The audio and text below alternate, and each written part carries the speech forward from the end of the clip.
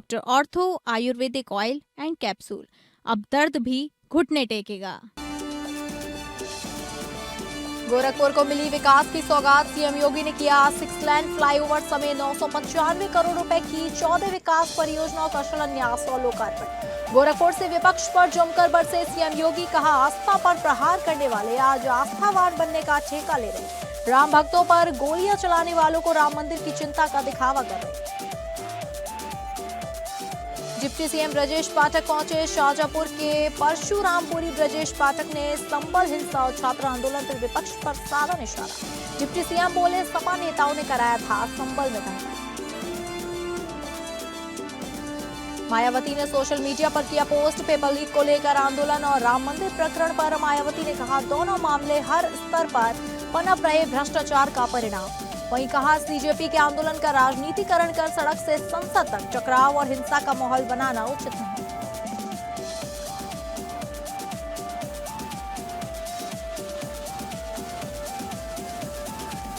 नमस्कार, आप सभी का बहुत स्वागत है उत्तर प्रदेश बुलेटिन में और मैं हूं आपके साथ अंकिता सिंह। शुरुआत करेंगे बुलेटिन की। मुख्यमंत्री योगी आदित्यनाथ ने पूर्वांचल का पहला 6 लेन फ्लाईओवर गुरुवार को जनता को समर्पित कर दिया। इसके साथ ही 995 करोड़ रुपए की 14 विकास योजनाओं का लोकार्पण और शिलान्यास किया गया। देवरिया बाईपास फ्लाईओवर के पास बने मंच पर पहुंचने से पहले मुख्यमंत्री 6 लेन फ्लाईओवर से होते हुए ट्रांसपोर्ट नगर पहुंचे और फिर वापस आए। मुख्यमंत्री ने 813.52 करोड़ रुपए की 4 विकास परियोजनाओं का लोकार्पण और 181.77 करोड़ रुपए की लागत वाली 10 विकास परियोजनाओं का शिलान्यास किया। ट्रांसपोर्ट नगर पैंडलेगंज मार्ग पर 2.6 किमी की लंबाई वाले और गोरखपुर के पहले 6 लेन फ्लाईओवर से अंतर जनपदीय कनेक्टिविटी को नया आयाम मिल गया है। इस फ्लाईओवर के जन समर्पित हो जाने से संतबीर नगर, बस्ती, अयोध्या, लखनऊ, वाराणसी, प्रयागराज, आजमगढ़, कुशीनगर, देवरिया, बिहार, महराजगंज और नेपाल तक आने जाने लोगों को यात्रा काफी सुविधाजनक हो गई है। इस मौके पर सीएम योगी ने लोगों को संबोधित भी किया, जिसमें विपक्ष पर जमकर बरसे। सीएम योगी ने कहा कि जो आस्था पर प्रहार करते थे वो आज सबसे बड़े आस्थावान बनने का ठेका ले रहे हैं। जिन लोगों ने राम जन्मभूमि मंदिर निर्माण के मार्ग में बाधाएं खड़ी की, राम भक्तों पर गोलियां चलाई, उच्चतम न्यायालय तक विरोध करने के लिए अधिवक्ता खड़े किए, जिन्होंने किसानों के हक को छीना, बेटी व्यापारी के सामने सुरक्षा का संकट खड़ा किया, आज वो लोग जब इन मुद्दों पर बड़े बड़े उपदेश देते हैं तो हास्यास्पद लगता है।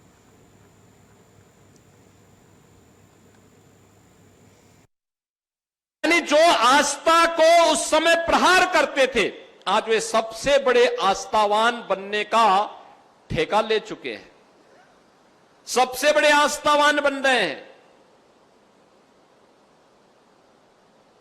जिन लोगों ने राम जन्मभूमि मंदिर निर्माण के मार्ग में बाधाएं खड़ी की, राम जन्मभूमि आंदोलन के दौरान राम भक्तों पर गोलियां चलाई, राम मंदिर के मार्ग के लिए बाधाएं खड़ी करने के लिए उच्चतम न्यायालय में अपने अधिवक्ता खड़े किए विरोध में, वे लोग आज आस्था की बात कर रहे हैं।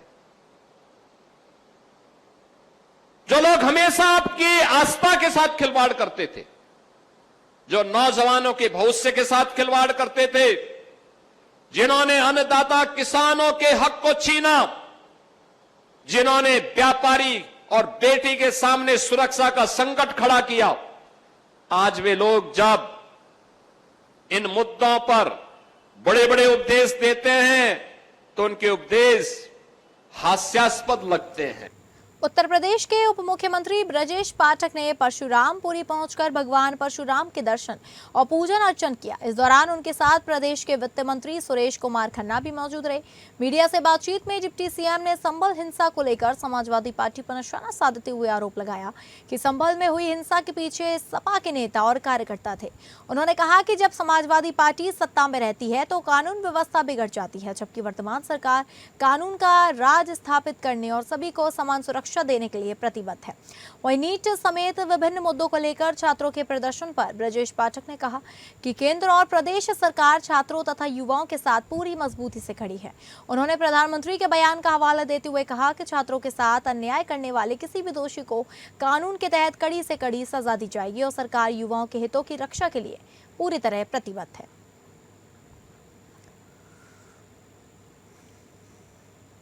बहुजन समाजवादी पार्टी प्रमुख मायावती ने सीजेपी के आंदोलन और अयोध्या राम मंदिर चढ़ावा प्रकरण को लेकर सोशल मीडिया पर अपनी प्रतिक्रिया दी है।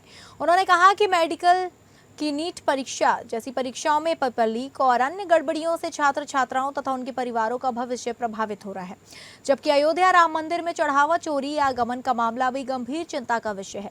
मायावती ने कहा कि ये दोनों मामले हर स्तर पर पनप रहे हैं, भ्रष्टाचार का परिणाम है और संवैधानिक नैतिकता के अभाव को दर्शाते हैं।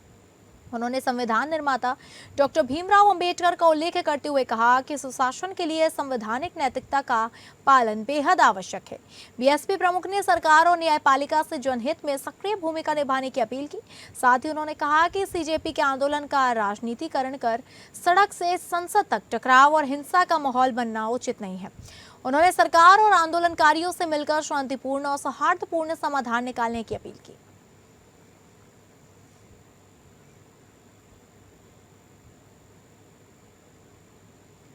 दिल्ली के जंतर मंतर पर छात्र आंदोलन के दौरान हुई पुलिस कार्रवाई के विरोध में लखनऊ के हजरतगंज चौराहे पर आजाद समाज पार्टी के कार्यकर्ताओं ने जोरदार प्रदर्शन किया। सैकड़ों की संख्या में जुटे कार्यकर्ताओं ने सरकार के खिलाफ नारेबाजी करते हुए केंद्रीय शिक्षा मंत्री धर्मेंद्र प्रधान के इस्तीफे की मांग की। प्रदर्शनकारियों का आरोप है कि जंतर मंतर पर छात्रों के साथ दुर्व्यवहार और लाठीचार्ज किया गया, जिसके विरोध में देश भर में आंदोलन जारी है।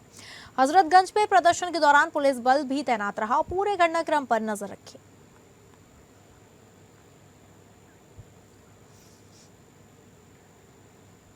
जिला कांग्रेस कमेटी कानपुर नगर ग्रामीण के अध्यक्ष संदीप शुक्ला के नेतृत्व में मंगलवार को कांग्रेस कार्यकर्ता तिलक हॉल से राष्ट्रपति के नाम संबोधित ज्ञापन देने जिलाधिकारी कार्यालय के लिए निकले। प्रदर्शन के दौरान कार्यकर्ता केंद्र सरकार के खिलाफ नारेबाजी करते हुए आगे बढ़ रहे थे। कोतवाली चौराहे पर भारी पुलिस बल की मौजूदगी में एसीपी कोतवाली अमित कुमार पांडे के नेतृत्व में बैरिकेडिंग कर प्रदर्शनकारियों को रोक दिया गया। इसके बाद कांग्रेस कार्यकर्ताओं ने वहीं प्रदर्शन किया और राष्ट्रपति के नाम संबोधित ज्ञापन पुलिस अधिकारियों को सौंप दिया। कांग्रेस नेताओं ने आरोप लगाया कि केंद्र सरकार विभिन्न मुद्दों पर विफल रही है तथा नई दिल्ली में राहुल गांधी, प्रियंका गांधी और अन्य नेताओं के साथ हुई पुलिस कार्रवाई का विरोध किया। उन्होंने केंद्र सरकार को बर्खास्त करने और राष्ट्रपति से आवश्यक संवैधानिक कार्रवाई की मांग की। प्रदर्शन में कांग्रेस के कई पदाधिकारी और कार्यकर्ता मौजूद रहे।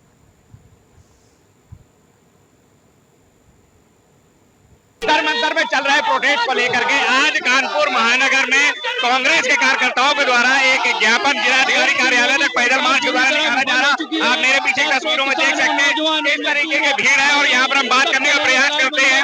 कैमरामैन से कहूंगा कि वो आए और बात करने का प्रयास करते हैं।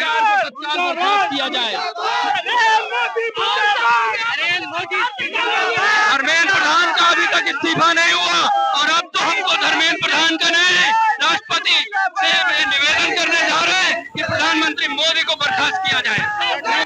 अगली खबर को रुख करेंगे, जहां सेवानिवृत्त आईपीएस अधिकारी और आजाद अधिकार सेना के राष्ट्रीय अध्यक्ष अमिताभ ठाकुर ने दिल्ली छात्र आंदोलन के दौरान कथित अवैध बल प्रयोग के मामले में कार्रवाई की मांग की है। उन्होंने 19 से 22 जुलाई 2026 के बीच हुए छात्र आंदोलन के दौरान पुलिस की कथित कार्रवाई को लेकर भारतीय नागरिक सुरक्षा संहिता 2023 की धारा 173 के तहत नई दिल्ली के संसद मार्ग थाने में एफआईआर दर्ज करने के लिए शिकायत दी है। शिकायत में सार्वजनिक रूप से उपलब्ध वीडियो और विभिन्न मीडिया रिपोर्टों का हवाला देते हुए मामले की निष्पक्ष जांच और विधि सम्मत कार्रवाई की मांग की गई। फिलहाल पुलिस की ओर से शिकायत पर क्या कार्रवाई की गई है, इसकी आधिकारिक जानकारी सामने नहीं आई है। दिल्ली में छात्र आंदोलनों के क्रम में दिल्ली पुलिस के विभिन्न अधिकारियों द्वारा सार्वजनिक रूप से स्पष्टतया आपत्तिजनक आचरण के संबंध में सामने आए तथ्यों के क्रम में मैंने आज दिल्ली के पार्लियामेंट स्ट्रीट थाने में शिकायत भेजकर धारा 173(1) बीएनएसएस के तहत प्रथम सूचना रिपोर्ट अंकित किए जाने की मांग की है। मैनपुरी में छात्र आंदोलन को लेकर सियासत तेज हो गई है। कांग्रेस के प्रदेश महासचिव प्रकाश प्रधान ने दावा किया कि उन्हें उनके आवास पर नजरबंद यानी कि हाउस अरेस्ट कर दिया गया। इसके बाद उन्होंने सरकार पर छात्रों की आवाज दबाने और लोकतांत्रिक अधिकारों का हनन करने का आरोप लगाया है। मैनपुरी में कांग्रेस प्रदेश महासचिव प्रकाश प्रधान ने दावा किया कि छात्र आंदोलन के समर्थन में जाने से पहले पुलिस ने उन्हें उनके आवास पर ही हाउस अरेस्ट कर दिया। प्रकाश प्रधान का आरोप है कि सरकार छात्रों की जायज मांगों को सुनने के बजाय आंदोलन को दबाने का प्रयास कर रही है। उन्होंने कहा कि पहले छात्र शिक्षा मंत्री के इस्तीफे की मांग कर रहे थे, लेकिन अब आंदोलन का दायरा बढ़ गया है और छात्र प्रधानमंत्री के इस्तीफे की भी मांग उठा रहे हैं। उनके अनुसार सरकार छात्रों की आवाज दबाने के लिए विपक्षी नेताओं को भी रोक रही है। सरकार जो है संवेदनशील है नहीं, ये असंवेदनशील सरकारों की से और निरंकुश है। जो छोटे छोटे बच्चों पर जो अपनी बात रख रहे थे, उनकी पिटाई कर रही, उनसे अभद्रता कर रही, उनकी मारपीट करके ले जा रही। यहाँ तक कि जब छात्रों के पक्ष में हमारे नेता प्रतिपक्ष राहुल गांधी जी भी गए, उनके साथ भी अभद्रता करके उन्हें गिरफ्तार किया गया। ये गणतंत्र है, लोकतंत्र है, यहाँ सबको अपनी बात रखने का अधिकार है। जिस तरीके से सरकार के इशारे पर दिल्ली पुलिस ने या सीआरपी ने या बीएसएफ जो भी लगी हो, जो किया जा रहा है निंदनीय, जितनी निंदा की जाए कम है।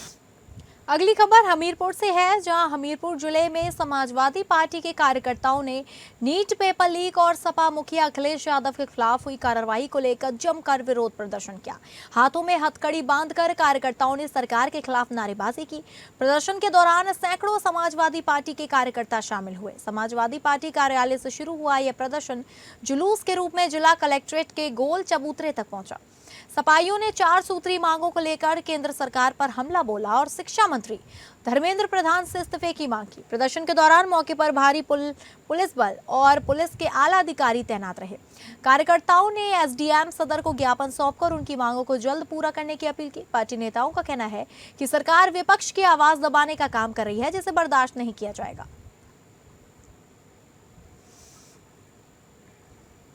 अगली खबर है कुशीनगर से, जहां कुशीनगर के रामकोला थाना क्षेत्र में एक 55 वर्षीय व्यक्ति पर देर रात सोते समय धारदार चाकू से जानलेवा हमला किए जाने से इलाके में सनसनी फैल गई। कठिनैया गांव निवासी के सीने पर अज्ञात हमलावरों ने हमला किया और चाकू का आधा हिस्सा शरीर में ही फंसा छोड़कर फरार हो गए। परिजनों ने उन्हें पहले सामुदायिक स्वास्थ्य केंद्र रामकोला, फिर मेडिकल कॉलेज और गंभीर हालत होने पर पीजीआई लखनऊ रेफर कराया गया, जहां उनका इलाज जारी है।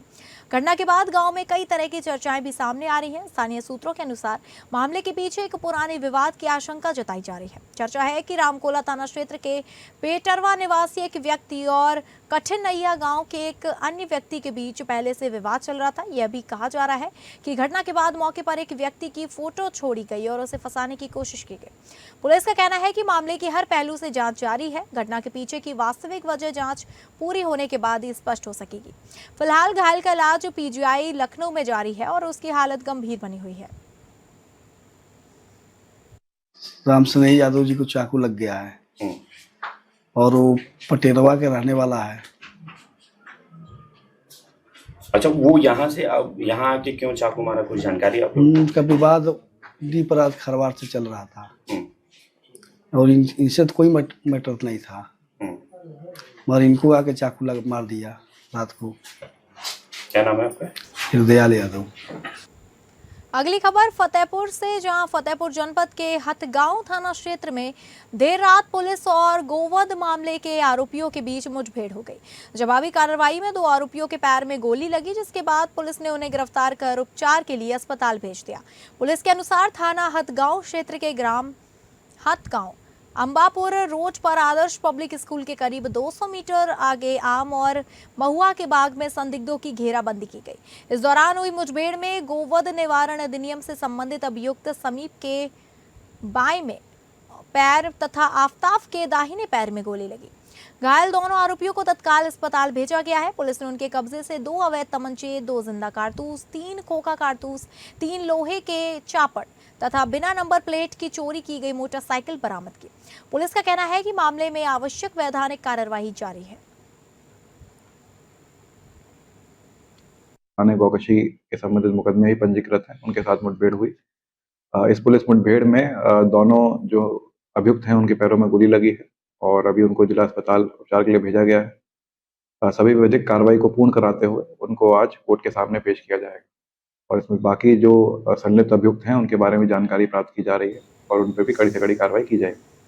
अगली खबर बाराबंकी से है, जहां बाराबंकी के टिकैत नगर कोतवाली क्षेत्र के मंझेला गांव में आवारा सांड के हमले से घायल 36 वर्षीय युवती की इलाज के दौरान मौत हो गई। ककराहा गांव से निमंत्रण से लौटते समय रास्ते में सांड ने हमला कर दिया था। सांड के सींग लगने से आदेश गंभीर रूप से घायल हो गए थे। उन्हें पहले सीएचसी टिकैत नगर और फिर जिला अस्पताल में भर्ती कराया गया, जहां इलाज के दौरान उनकी मौत हो गई। युवक परिवार के इकलौते कमाने वाले सदस्य थे। उनकी मौत से परिजनों में कोहराम मचा और गांव में शोक का माहौल है। लड़का न्योता खाए गवार है ककराहा पर का बच्चा हमारे वहाँ नदी पर वीडियो बनावे लागे कुछ अंधियर होएगा हमारे बच्चा सढ़ौना गले मारे दी से गाड़ी में धक्का मारे गिर पड़े बसिंगिया एक ठैया खोस दे हमारे पुतौ लड़का हुए से भाग गए नहीं बचे अरे मरे बच्चा। अमरोहा के सैद नगली थाना क्षेत्र में एक युवक पर कथित तौर पर जानलेवा हमला किए जाने का मामला सामने आया है। आरोप है कि सैद नगली निवासी नदीम मोहल्ले में मेहरबान की दुकान पर बैठा था, तभी 6 लोग वहां पहुंचे। पहले कहासुनी हुई और फिर आरोपियों ने नदीम पर लाठी डंडों और धारदार हथियार से हमला कर दिया। इस हमले में उसके सिर पर गंभीर चोटें आई और वह मौके पर ही लहूलुहान होकर अचेत हो गया। स्थानीय लोगों और परिजनों ने घायल को तत्काल सीएचसी हसनपुर पहुंचाया, जहां प्राथमिक उपचार के बाद गंभीर हालत को देखते हुए जिला चिकित्सालय अमरोहा रेफर कर दिया गया। पीड़ित पक्ष ने थाना सैद नगली में 6 लोगों के खिलाफ नामजद तहरीर देकर कड़ी कार्रवाई की मांग की है। पुलिस मामले की जाँच कर आगे की विधिक कार्रवाई में जुटी है।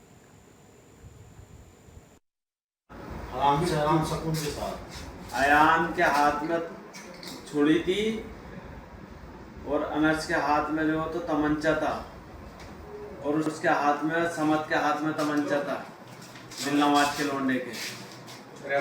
और भाई साहब क्या नाम है उसका छोटे वाले का दिलनवाज के छोटे लौंडे का नाम दिमाग से उतर दिया। उसके हाथ में छुरी थी। उन्होंने वार करा है मेरे ऊपर छुरी से और तमंचे से ये कह रहे थे कि 1-1.5 करोड़ उठाएंगे तो हम उठाएंगे, आज तुझे मारेंगे जान से। 1 करोड़ उठे या 2 करोड़ उठे कि तुझे आज जान से मारेंगे। वो तो वहाँ खड़े थे 3-4 जने, जो मैं बच के निकल गया। पहाड़ी क्षेत्रों में हो रही लगातार भारी बारिश का असर बाराबंकी जिले के तराई क्षेत्रों में नजर आ रहा है। नेपाल से पिछले दिनों 2 बार छोड़े गए 5 लाख क्यूसेक से ज्यादा पानी से सरयू नदी खतरे के निशान के करीब पहुंच गई है।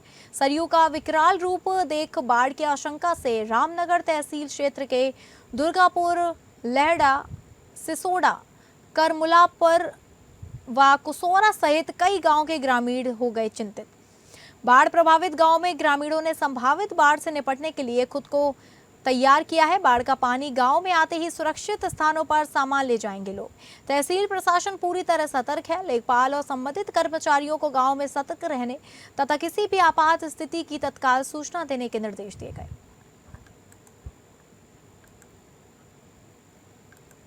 तो फिलहाल उत्तर प्रदेश बुलेटिन में बस इतना ही। नमस्कार।